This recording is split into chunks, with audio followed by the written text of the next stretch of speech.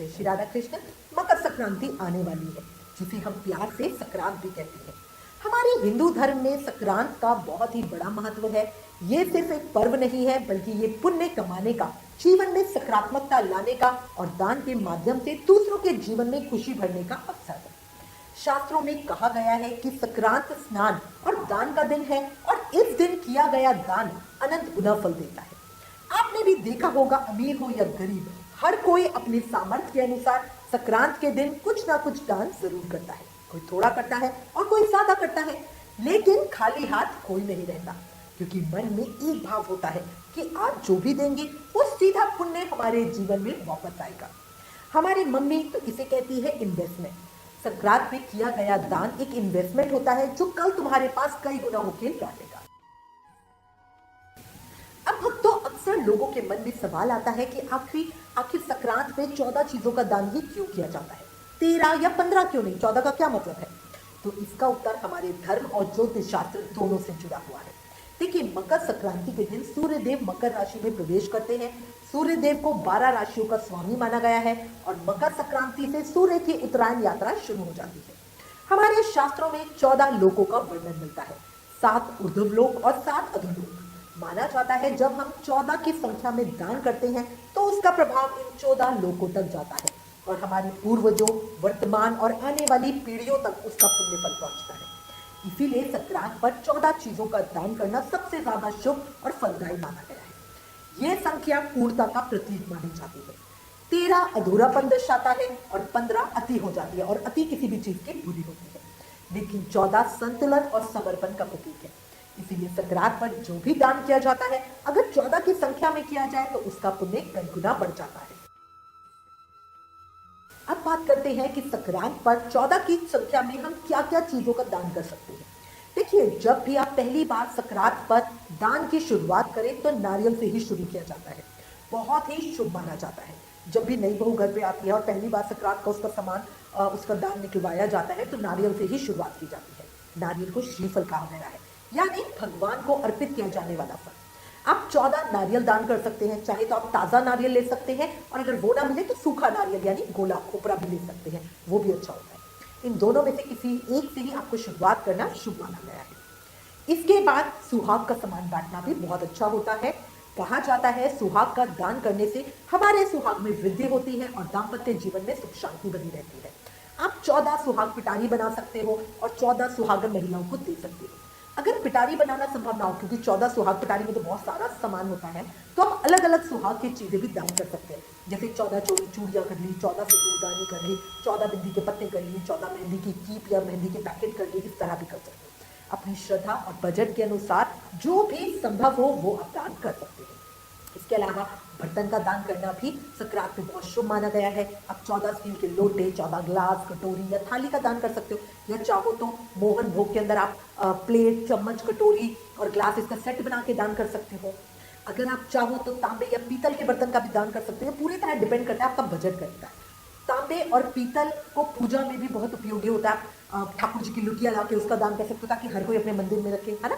इनका दान करना भी बहुत पुण्यदायी माना गया है। बस एक बात हमेशा ध्यान रखना कि कभी भी खाली बर्तन दान ना करना। उसमें थोड़ी सी मूंगफली, तिल, गुड़ या 1-2 लड्डू जरूर रख दो। इसी से दान पूर्ण माना जाता है।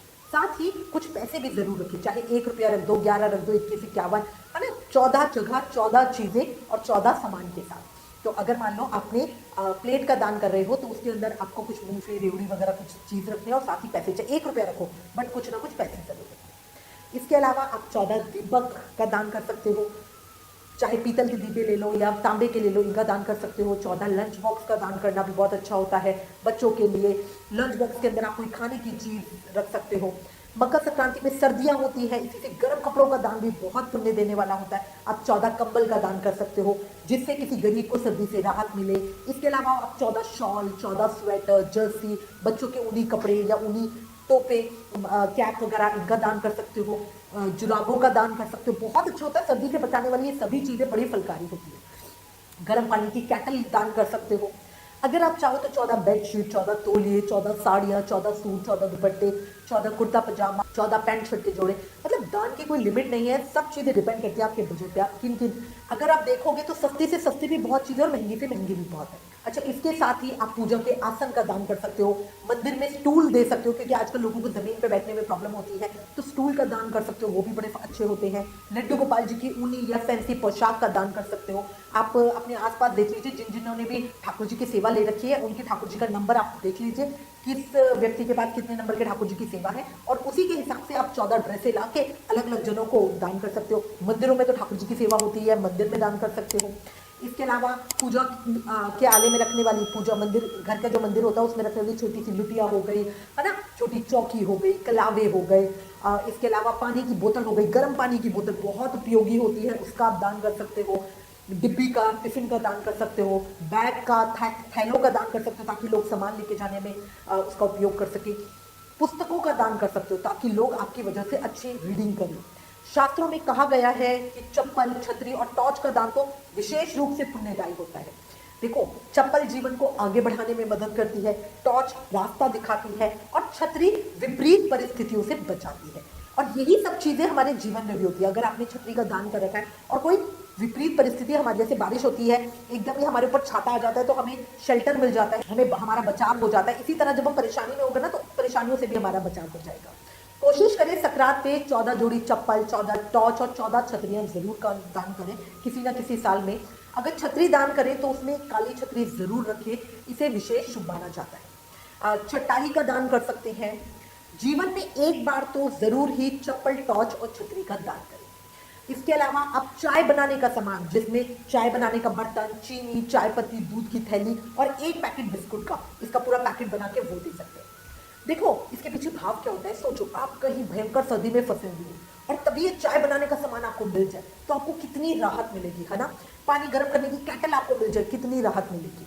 तो यही वाली चीज है कि ये सामान हमारी इन्वेस्टमेंट होती है, जो आज हम दान कर रहे हैं वही कल सूद समेत हमारे पास लौट के आएगा। अब बात करते हैं दान किसको करें। देखो, संक्रांत का सामान अपने से बड़े ब्राह्मणों और जरूरतमंद गरीबों को दान दिया जाता है। नंद की उम्र कुछ भी हो, पर वो रिश्ते में हमेशा बड़ी होती है, इसलिए उसे भी इस सम्मान को देना बड़ा शुभ होता है। दान करते समय सबसे जरूरी बात यह है कि दान हमेशा जरूरतमंदों को ही दे, जिसे व्यक्ति को उस चीज की सच में जरूरत हो। उसे दिया गया दान कई गुना अधिक फल देता है। दान करने से पहले सारी 14 चीजों को एक जगह रख ले, किसी आसन में या थाली पर। फिर मन ही मन संकल्प लें कि ठाकुर जी आपकी प्रसन्नता के लिए मैं चीजें दान कर रही हूँ। पानी हाथ में लेकर सामान के ऊपर से 7 बार घुमाएं और उसके बाद दान करें। बिना संकल्प और बिना भावना के किया गया दान तो नहीं माना जाता। अब प्रश्न होता है कि दान कब करें। देखो, संक्रांति पर जो दान हम निकालते हैं वो जरूरी नहीं उसी दिन किसी को दिया जाए, वो मौनी अमावस्या तक हम किसी को भी दे सकते हैं। कई बार सूतक, पातक या पीरियड्स की वजह से हम संक्रांत पर दान निकाल नहीं पाते, तो फिर वो दान हम मौनी अमावस्या पर निकाल सकते हैं। अंत में सुनो, समझो और दिल में बिठा लो, संक्रांत पर किया गया दान न सिर्फ हमारे पापों को कम करता है, बल्कि हमारे जीवन में सुख, शांति और समृद्धि भी लाता है। जो लोग दिल से दान करते हैं उन्हें जीवन में कभी अभाव नहीं रहता। तो इस मकर संक्रांति पर आप भी अपनी सामर्थ्य के अनुसार कोई ना कोई दान जरूर करें, खासकर 14 की संख्या में, ताकि आपको उसका अनंत गुना फल प्राप्त हो सके। अगर ये वीडियो, ये जानकारी आपको पसंद आई, अगर आपको इसे थोड़ी सी भी जानकारी मिली, तो प्लीज इस वीडियो को लाइक जरूर कीजिएगा। और ऐसे ही हमारे व्रत, त्योहार और परंपराएं कैसे मनाई जाती है, ये देखने के लिए हमारे चैनल को सब्सक्राइब कीजिए। फिर मिलेंगे किसी और वीडियो के साथ, तब तक के लिए दिल से राधे राधे।